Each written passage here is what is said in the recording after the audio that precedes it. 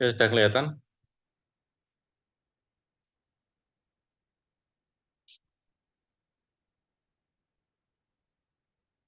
Sudah, Prof.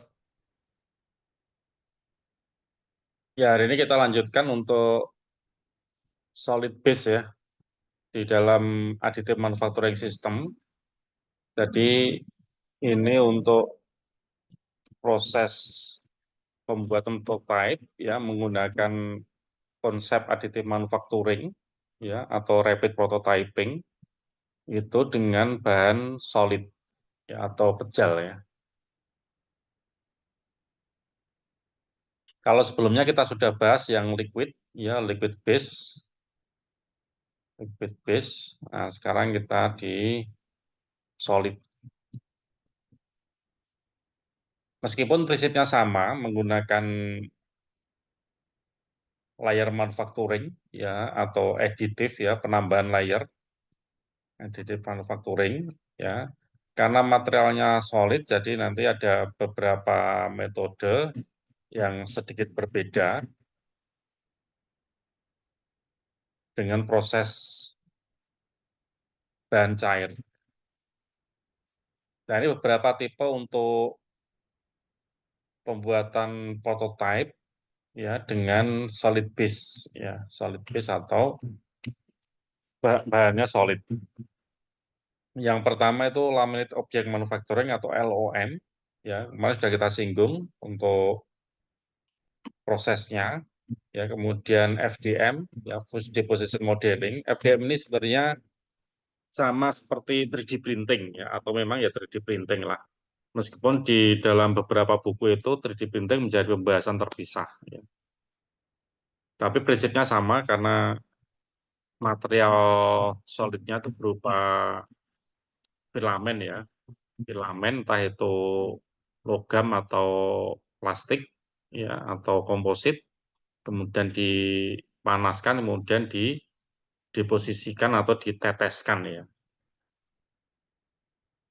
Yang ketiga paper lamination teknologi atau PLT itu yang pembahan kertas kemudian dilaminasikan per lembar untuk membentuk prototipe tadi. Kemudian multi-jet modeling system atau MGM ini sebenarnya sama dengan FDM, tapi dia menggunakan multi-jet atau multi nozzle ya, nozzle-nya lebih dari satu. Kemudian model maker and pattern master, ya, slicing solid manufacturing, melted extrusion modeling, itu juga sebenarnya sama dengan FDM, ya. Hanya saja pemberian nama yang beda-beda ini itu hanya strategi dagang saja, jadi perusahaan itu memberikan nama yang berbeda untuk setiap produknya ya. Kemudian ada offset papers, kemudian the shape deposition manufacturing process. Yang pertama LOM, ya ini contoh produknya dari Cubic Teknologi yang established itu tahun 2000, ya pendirinya itu, ya kemudian dia mulai membuat mesin itu tahun 85, ya kemudian penjualannya tidak sesuai dengan yang diharapkan, ya. Kemudian akhirnya eh, mesin ini tidak laku lah istilahnya gitu ya untuk yang LOM ini. Laminated object manufacturing ya seperti ini seperti yang sudah kita sampaikan ya sebelumnya untuk beberapa skema ya. Jadi dari material awalnya roll di sini ya rollnya itu bisa berupa roll kertas ya, roll plastik ya atau komposit ya. Sehingga ini masuk dalam kategori material pejal itu. Nah, kemudian bagian yang dipotong itu adalah di sini ya dipotong dengan laser ya, sesuai dengan gambarnya per layer kemudian dilem atau dilaminasi dengan roll di sini ya. Nah setelah itu dia geser jalan ke sana. Nah ini adalah yang material bekasnya di situ.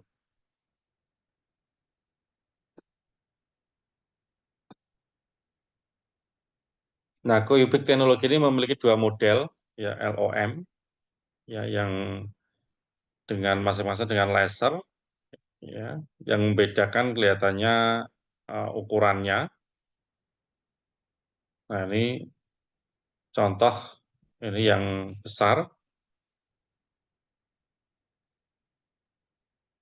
Jadi yang membedakan itu dimensi. Ya, semakin besar prototipe yang bisa dibuat, ya tentunya itu lebih mahal. Nah, ini spesifikasi, ya. Jadi dari beratnya sudah beda, kemudian untuk lasernya juga beda, akurasi sama, ya akurasinya sama. Nah, kemudian ini rollnya diameternya beda, yang 114, yang 128 inch, lebih besar.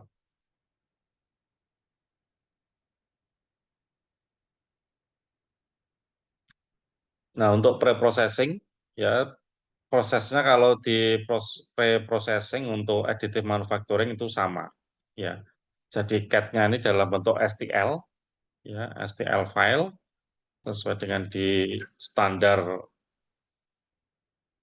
file untuk proses additive manufacturing, ya. Nah, kemudian nanti ada slicing, ya slicing dipotong-potong per layer.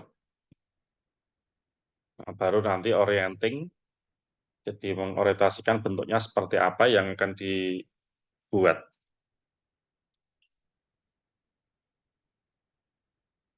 Nah, ini kalau kita lihat perbagian layernya di sini, ya kemudian yang adalah bonding atau pengeleman, ya cutting, ya, seperti itu prinsipnya.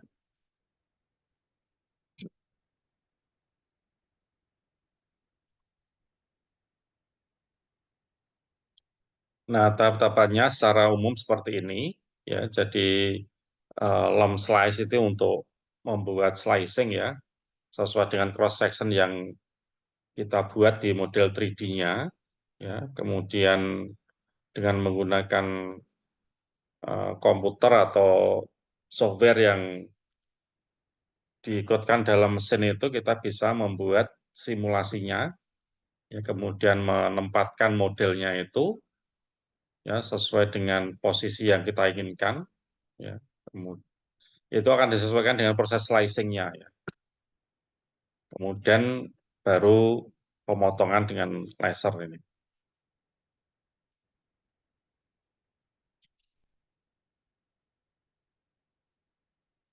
Proses laminasi atau pengeleman, ya kemudian kalau sudah selesai ini ada post processing, ya. Nah, ini post processing.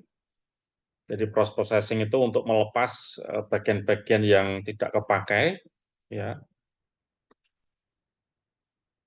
itu dibuang, ya karena tadi per layer dipotong, ya dipotong dengan laser, ya biasanya masih ada yang merekat gitu. Makanya kalau kita lihat di bagian yang dibuang itu ada kotak-kotak kecil di sini nih, ya. Nah, kotak-kotak kecil itu nanti untuk memudahkan dalam pembuangan material.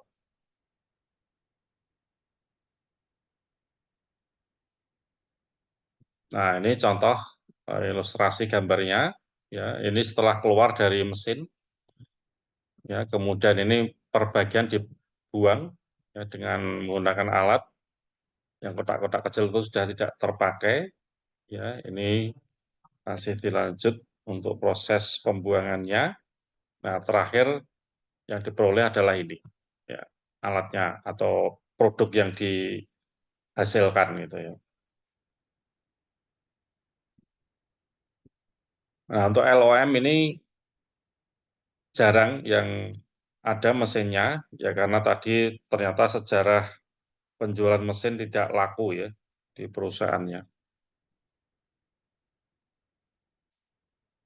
Kemudian material yang digunakan, ya ini bisa plastik, ya metal atau logam, keramik, ya atau kertas, ya. Biasanya craft paper atau kertas daur ulang itu, ya yang banyak dipakai.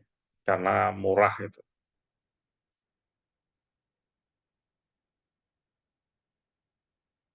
Nah, ini prinsipnya ya saya kira sama seperti yang tadi saya uraikan ya. Ya tetap menggunakan layer by layer, ya, pemotongannya menggunakan laser. Kemudian untuk Z kontrolnya atau ketebalannya itu ya sesuai dengan ketebalan kertas gitu. Nah, beberapa keuntungan dari menggunakan LOM ini materialnya bisa beragam ya dari yang organik maupun anorganik ya, kertas, plastik, logam, komposit ya, keramik ya tentunya yang bentuk lembaran ya, yang bentuk lembaran. Kemudian waktu pembuatannya cepat karena materialnya sudah solid ya atau pejal.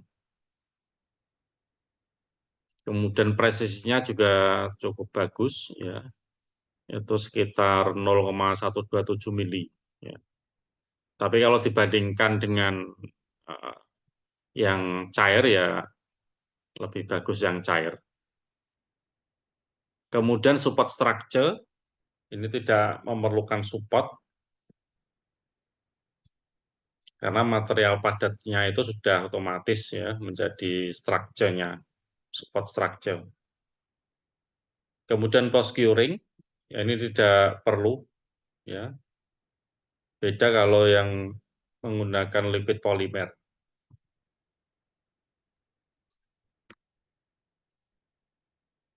Kemudian kerugiannya ya untuk pengaturan power atau tenaga laser untuk motong ini agak sulit ya. Setiap material harus beda settingannya gitu ya. Nanti kalau menggunakan kertas tentu beda dengan menggunakan plastik ya, apalagi menggunakan logam gitu. Kalau yang dipotong itu melebihi ketebalan kertasnya ya nanti akan merusak di bagian bawahnya gitu. Jadi harus benar-benar presisi ya, yang dipotong itu hanya satu layer atau satu ketebalan kertas. Yang kedua, fabrication of thin walls ya untuk dinding tipis ini tidak cocok. Ya, tidak cocok menggunakan LOM. Cocoknya untuk benda-benda pejal ya karena materialnya ini material pejal.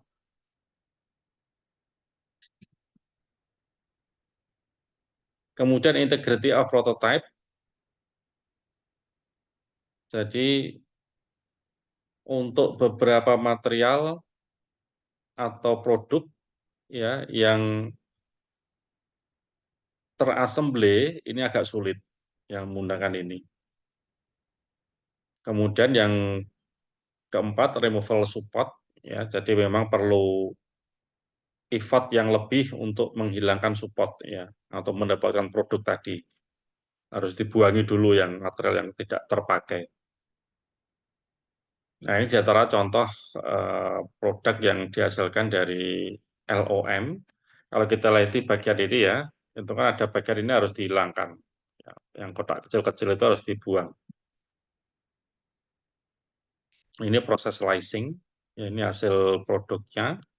Ini juga hasil produk. Dan ini juga sama. Nah, berikutnya FDM atau Fuse Deposition Modeling.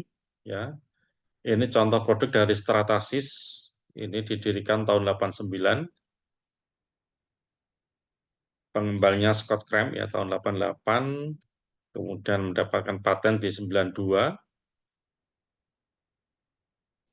Produk yang diperkenalkan pertama kali tahun 92 itu ya setelah mendapatkan paten tentunya ya. Nah, untuk yang FDM ini penjualannya sangat bagus ya, sangat bagus.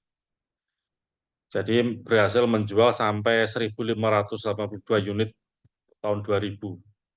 Berarti 8 tahun ya, 8 tahun. Nah, kalau face deposition modeling ya bentuknya seperti ini, seperti di 3D printing, saya kira sudah tahu semua ya. Nanti bisa dicek di YouTube ya kalau ingin melihat simulasi atau videonya. Jadi prinsipnya seperti ini ya. Ini meja bisa bergerak ke atas bawah atau ke XZ ya tergantung modelnya. Nah, ini seperti ini. Ini gerakan meja dan gerakan nozzle ya itu bisa berbeda-beda. Ada yang satu nozzle ya, ada yang dua nozzle. Ini ada dua nozzle ya. Dua nozzle nanti ada beda material. Ada untuk support material, ada untuk build material ya, untuk material untuk bedanya. Kenapa begitu ya? Karena untuk menghemat. Jadi terkadang karena support material itu harus dibuang ya, sehingga dapat digunakan material yang lebih murah.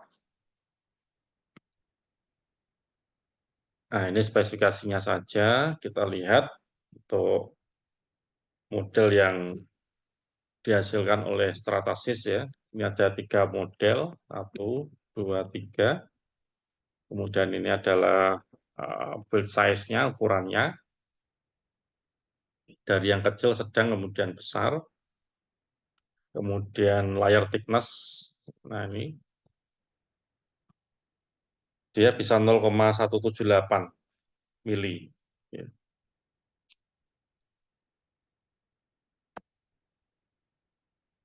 Nah, ini support structure, dia bisa automatically generated. Ya. Jadi kalau kita menggunakan software bawaan alat itu otomatis membuat support. Kemudian material yang digunakan, ya ini bisa untuk ABS, ya Investor Wax, elastomer, ya rata-rata memang dia ABS atau plastik.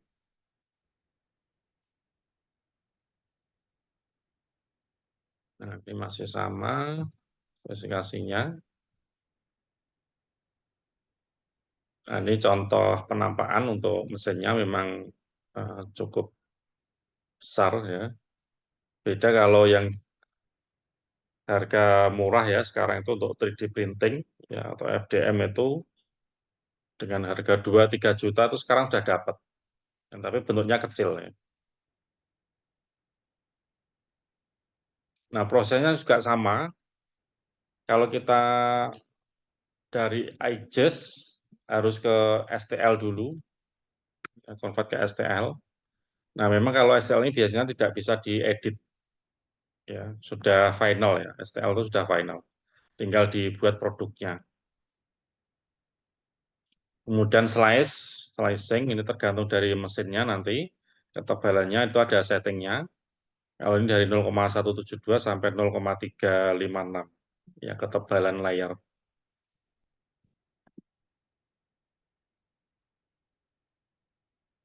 Nah, keuntungan utama menggunakan FDM ini bisa digunakan untuk berbagai macam material. Ya, tadi sudah ada di spesifikasi.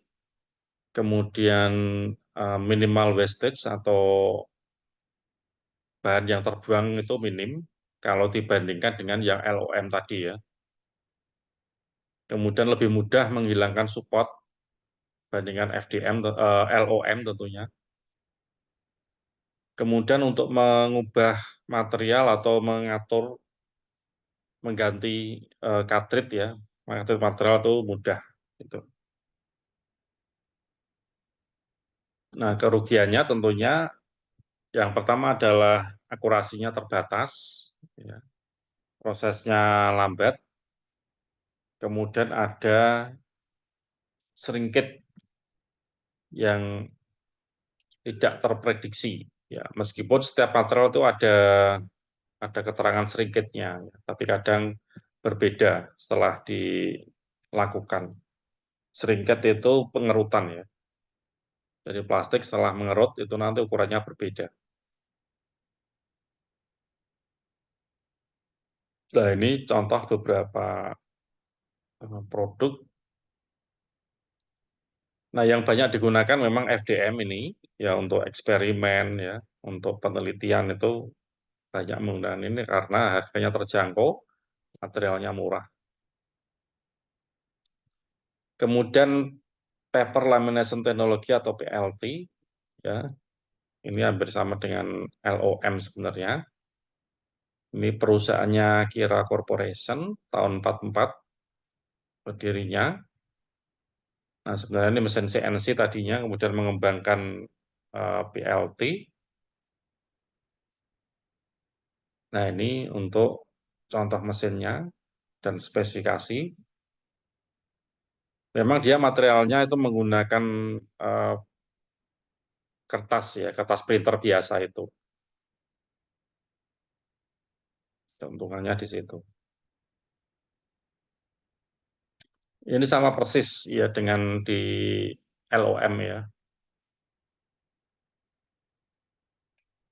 Jadi prosesnya data STL, kemudian ini model diorientasikan dalam software, kemudian slicing, kemudian baru ini printing ya atau laminasi dan pemotongan.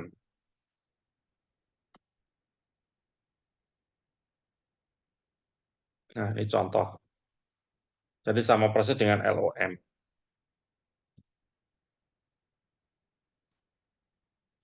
Keuntungannya dia flatness ya, rata karena dia menggunakan kertas. Permukaannya juga halus ya, kemudian keras juga ya. Kemudian untuk support structure tidak perlu sama seperti LOM tadi. Kemudian office friendly karena menggunakan kertas kantor tadi ya.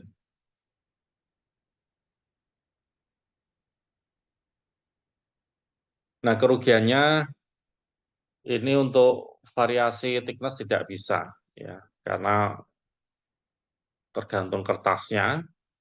Kemudian thin wall juga tidak tepat ya sama LOM tadi ya. Untuk internal void tidak bisa yang berongga ya. Kemudian dibutuhkan removal support.